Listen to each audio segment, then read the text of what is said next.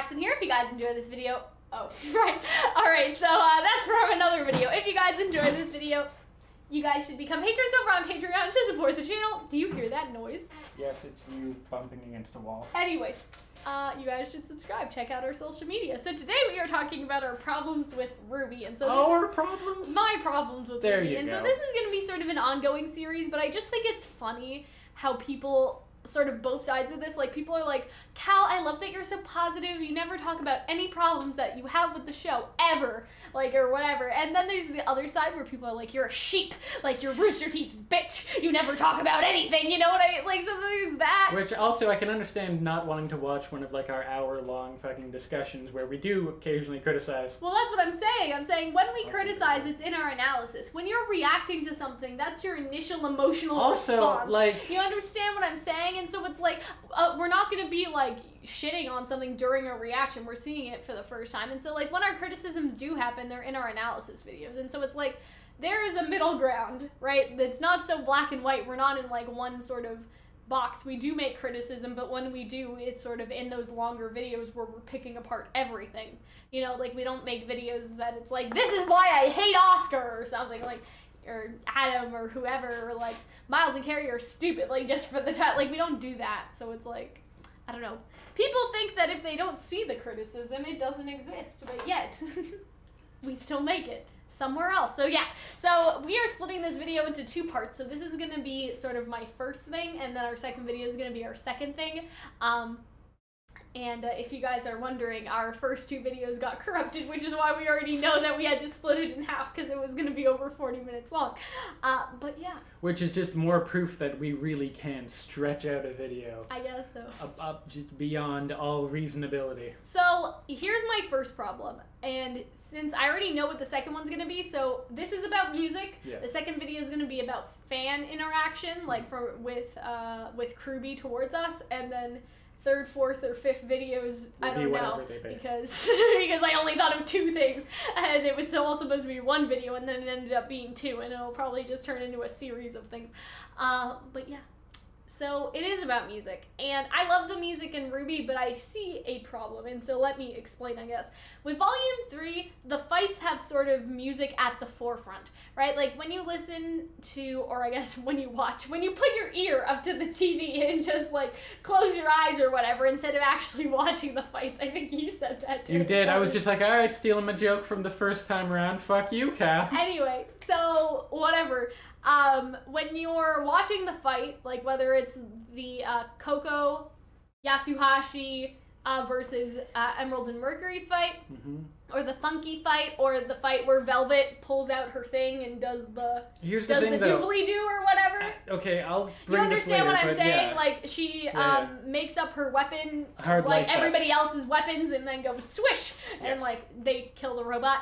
And during these sort of fights, the music is at the forefront of the sound. Like, it's sort of not the only thing you hear. Obviously, you hear the battle noises, but it's important. And I think the entire songs are in those fights, especially for I May Fall. Like, I think that the entire thing is actually in there and in that fight scene. The same with Funky. And Funky is, I guess, it would be the outlier or the exception because it is a musical fight. It's based around music. There's a lot of just soundtrack things because Flint is doing his...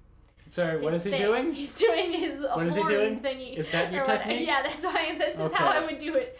And so I understand that. Like, I understand people are going to say that, but it wasn't just Funky. It was those other fights, too. And even if you look as far back as, like, the RWBY trailer, like, the music just feels like RWBY is syncopated with her killing the Beowulfs. It's not perfect because so syncopate is a different word than it? synchronize. What's syncopated? Syncopate has to do with, like, beats on rhythm. But that's what I'm talking about. But no, it's not like things synchronizing with beats. Beats is when a beat synchronizes or is not even syncopates. It goes slightly. I had it explained to me once because other people make that mistake a bunch. You mean synchronize. Okay. Either way, like, I'm just saying that the fight, the swishy slooshies are on the beat, is what I'm saying. They are in time with the music. Some of them, like, I would say that it has a flow, if that makes sense. Like, it's not perfect. I think, okay, it's not perfect. It adds to it. You're, like, this isn't a musical, right? Yeah. You know what I mean? Like, it's not like dance moves are perfectly on time, right? Like, if you are thinking of a song, you would go like, baby, like if you were doing like the arm things, not the T-pose, but you guys understand what I'm saying. Like, when you're choreographing a dance, you make sure that your movements are on the beat, right? And so I'm aware. That's not how they're doing the fight scenes, but at the same time, there's this flow. It's like, it's almost as if they are, even if they're not. Does that make sense? Like, yes, sure. It at least gives an illusion of being in time with the music. Maybe not everything is. Because, like, there were some moments of the Red trailer, which they weren't, where RWBY is just firing and not all of the gunshots are on beat with the music, but it at least feels rhythmic in some way. It's almost like people don't speak in a, like, sing-song sort of voice, but some people have a rhythm to how they speak when they're giving speeches and, like, stuff like that. And so that's sort of what I would compare to this. And so that's what I'm sort of saying. In those fights, there's this sort of rhythm, there's this sort of flow. But then when you get to sort of Volume 5, Volume 4, I think, had sort of the weakest soundtrack, just because, like, they use Lucis Notori as, like, padding, I think. Like, it was included on the soundtrack, even if it was just in Groom Eclipse, which, I mean, it makes sense, like, the song would be released somewhere, but it wasn't in Volume 4, right? Like, it just came from something totally different, and they were like, well, we'll throw it on there. But I'll use Volume 5 as an example, right? For Ilya's song, it was in the volume for, like, 15 seconds, right? And then it's like a 4-minute song, I think, when you listen to it on the soundtrack. All Things Must Die is an almost 6-minute song, and you only get 46 seconds, right?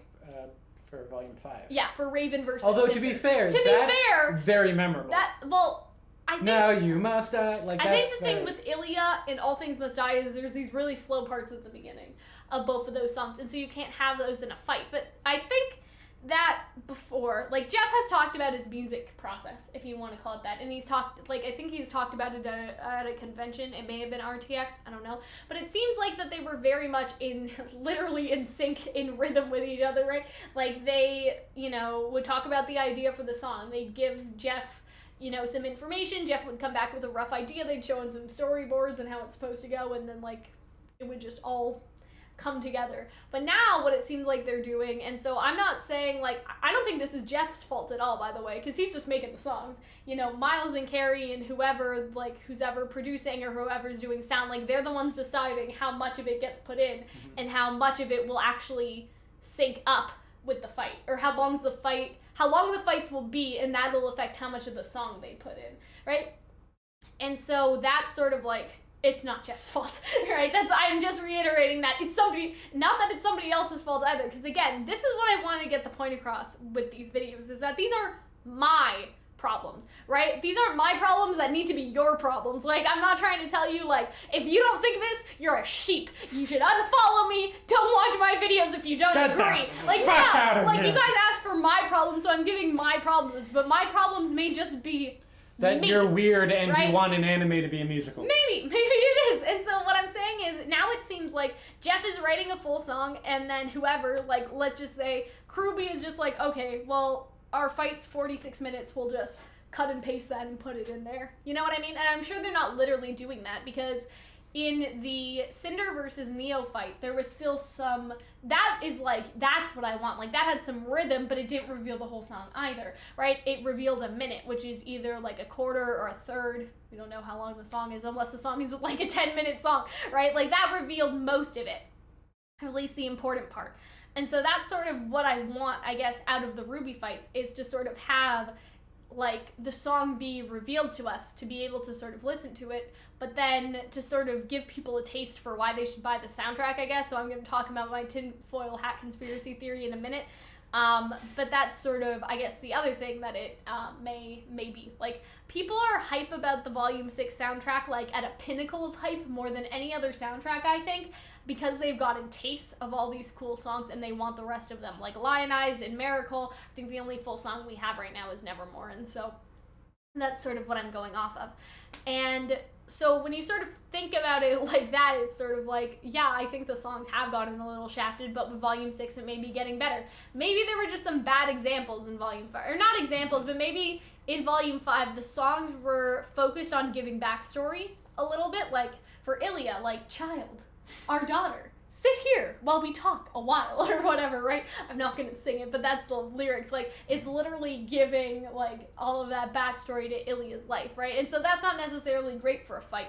It may have been great for a flashback if they decided to do that. But yeah, that's how I feel like things are going. Like, I feel like they're just like, well, Jeff wrote this cool song, we'll take this chunk and just throw it in there and hope that it works. And that's not a bad thing, but I'm also just, I like how the other way was better. Right? And so my tinfoil hat theory is this a way to get people hyped about the soundtrack? Because if all of the songs were released in the show, there would be no point in hyping up the soundtrack other than, well, now I can finally have it on my phone through iTunes or through, like, Apple Music or whatever. Or, you know what I mean? Like, so for me, for example, I would still want the soundtrack because I don't have unlimited data like some of us do, and so I can't just listen to music. I also don't have a phone currently. So. Yeah. Well, count your blessings, and kid. so I don't, like, I can't listen to music on YouTube that I want to, so I buy soundtracks. Like, I buy musical soundtracks or game soundtracks because I want to carry it around with me. And so unless somebody's like, man, like, I'm so glad the soundtrack's coming out so it can be on Apple Music, like, no. Lots of people are going to listen to just it on YouTube or the full fights on YouTube. Like, they may not even go out of their way to even look at the soundtrack if everything was just released in the show. But by doing this, where you sort of give people a taste of what will be on the soundtrack and getting them hyped for the soundtrack and putting songs that will never be in the show on the soundtrack, it's sort of like, yeah, you're building hype. So I wonder if it is a marketing thing. I don't know. You could make the argument that it's the other way around, that, like, well, I mean, why would they... Presumably, if you like the show and you like the songs that appear in the show... Yeah. Why you wouldn't care about songs that didn't show up in the show that show up on the album? I guess what I'm trying to say is but you can make that there's already a built-in fan base who already care. I feel like it's already established that Jeff and Casey make some kick-ass music and people love it and want to hear the rest of it, right? And so I feel like that, yeah, if it's like, oh, well, the soundtrack's gonna have these songs for sure, and then other mystery songs that may be about things that, like, that, sure, you know, weren't even shown in the show. Like, yeah, that's sort of a marketing thing. You know what I mean? And so I am not trying to say that that's bad or if that's good, but I'm just saying that I think that's what they're getting to. If that makes sense. Like, I think that's what it's sort of become now, that, like, would people be as hyped about the soundtrack releasing if all the songs were released in the show? The full things. I don't think so. Like, I just don't think so. Because the only reason why people are hyped right now is because they want to hear the rest of everything. And so if everything was already released, people would buy it to support the show, but people wouldn't necessarily be buying it because it's like, I gotta know what the rest of the song sounds like. And, you know, people will upload the soundtrack to YouTube, obviously, so it's not like there's a paywall into listening to the music, right? People re-upload the music. But Rooster Teeth obviously copyright claims that and gets AdSense on it, and, like, if anything, I'm pretty sure YouTube would give more money than Spotify. So, you know what I mean? Spotify so I think gives doing jack okay. shit. Well, for 1,000 views on YouTube for one of our videos, we get $1. Mm-hmm. That's basically sort of how it goes, like, roughly. And so, will I listen to a RWBY song 1,000 times? I don't know, maybe. Like, I keep a lot of songs on loop. Maybe I will. But you sort of understand what I mean, and so it's not like a total monetary loss if they're re-uploaded to YouTube. That may make people want to buy the soundtrack because they want to carry it around when they have no Wi-Fi or they have no internet or whatever the case may be. And so I guess that's just sort of my thought. I just think it's sort of sad because I'm like, Jeff and Casey do such good work, but the casual RWBY fan will not sort of By seek out. By this logic, I'm the casual RWBY fan, well, and I don't think that's the case. Have you bought any of the soundtracks? No. Exactly, you don't care. About the fucking soundtrack. I know what I'm saying. But to claim that then makes me a casual fan, I think I'm a little too invested. I'm saying that. You don't write RWBY fan fiction and are not like a casual fan. Though. I mean, like, for casual fans. Yes. They don't care, and then they never get to hear the full song unless they come across it again on YouTube. I think there's also people. Okay, so. But I'm saying, like, okay, I can't think of a good example for this, but I'm trying to think, like, Miraculous Ladybug. If Miraculous Ladybug showed, like, clips of, like, a couple second songs, like, in the episode, no, I probably wouldn't go to seek that out because it's not enough to sort of grab my interest. Like, for us, for people that have been in the fandom for a long time, we already have this built-up expectation that we know Jeff and Casey are good. We know the songs are going to be great. These are probably going to be the best RWBY songs out of all of them, right? But for the casual person, it's just sort of like, unless they listen to volume 1, 2, and 3 industry where there are the full songs and decided, yes, this music genre is for me or whatever, they aren't going to actively seek out the full versions unless they could just randomly come across it, I would say. I don't know if that's a fair claim to make because I don't have the sample size for it, because chances are if you're a casual RWBY fan, you're also not watching our videos, right? Like, nobody's gonna listen to us talk unless they really like the show. But I'm saying for the casual viewer, like, if my mom watched RWBY, she wouldn't go and look for the soundtrack, and so she would never hear. Well, here's the thing, though, because before I had met you and showed you RWBY, and you went crazy with the music, I just think you're different than a lot of, like, you were very musically minded, you're very auditorily minded. Well, yeah. So you pick up on music cues a lot quicker than other people would. Maybe. Like, a lot quicker than I do. I think that's definitely fair. Like, when we're watching a reaction, I'll be like, Hunter, do you hear Miracle? These 5 seconds in the background, and Hunter's just like, what the fuck? Like, well, no, like, I just hear I also don't have the same, like, the same, like, knowledge of the soundtrack. However, I have searched out songs from RWBY, like the openings, or Caffeine, or the dance song, or Coffee's song.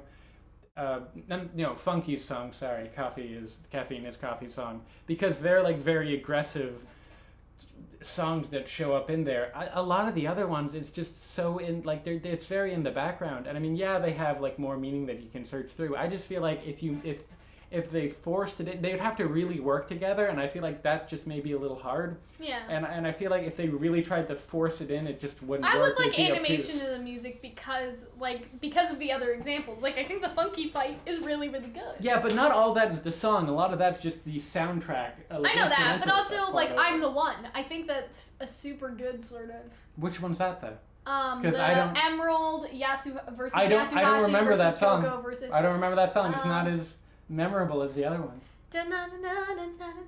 Sorry, dude, it's not the girlfriend's person. Won't help you win this duel. And then, like, Mercury, it's Jeff, but it's supposed to be Mercury. The bigger they are, then the harder they bleed, or whatever. Maybe that line, but the other stuff, no.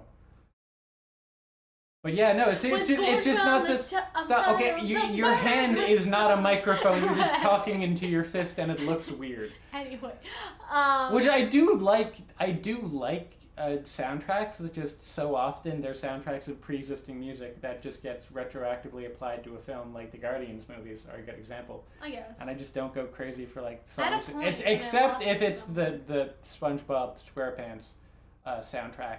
Original movie soundtrack, which is excellent. Here's the thing, too, is that I think you're right, is that I'm a very auditory person. Mm-hmm. The reason why I remember, like, most, if not all of the videos we do is because I just remember Because you're myself talking?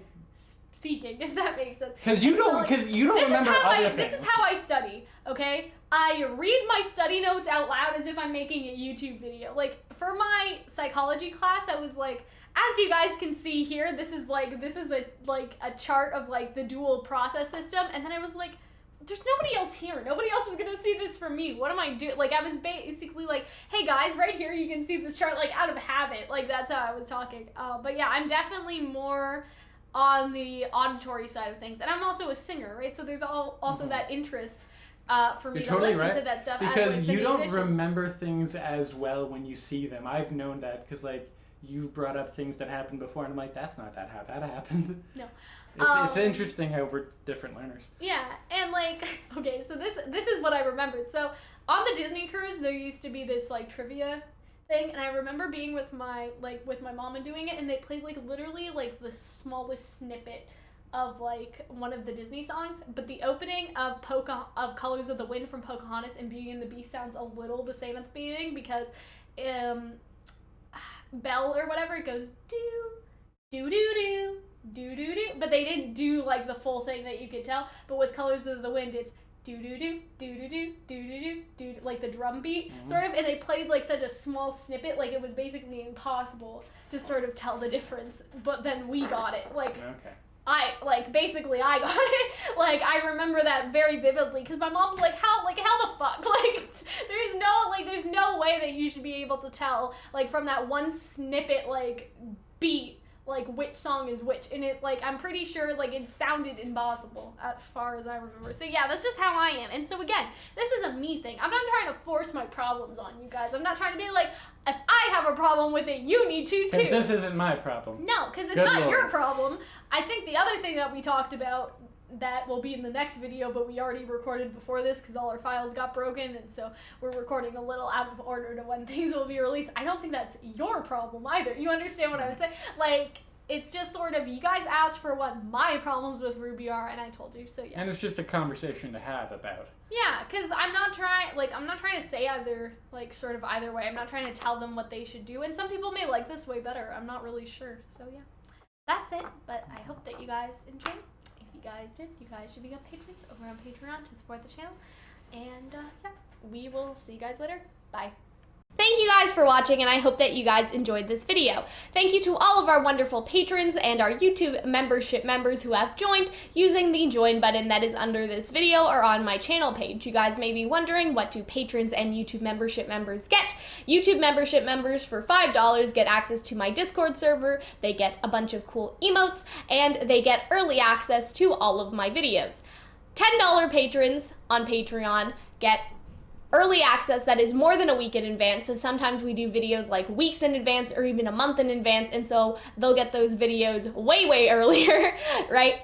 And they also are able to make requests, and so if they want us to do a shipping video or a reaction to an anime or to cover some sort of theory or to discuss something, they can ask for it and we will do it. On Patreon, $5 is early access a week in advance and $1 is for the Discord server. I hope that that helps. Again, thank you to our wonderful patrons over on Patreon, and I hope that you guys will join up soon. I will see you guys later. Bye.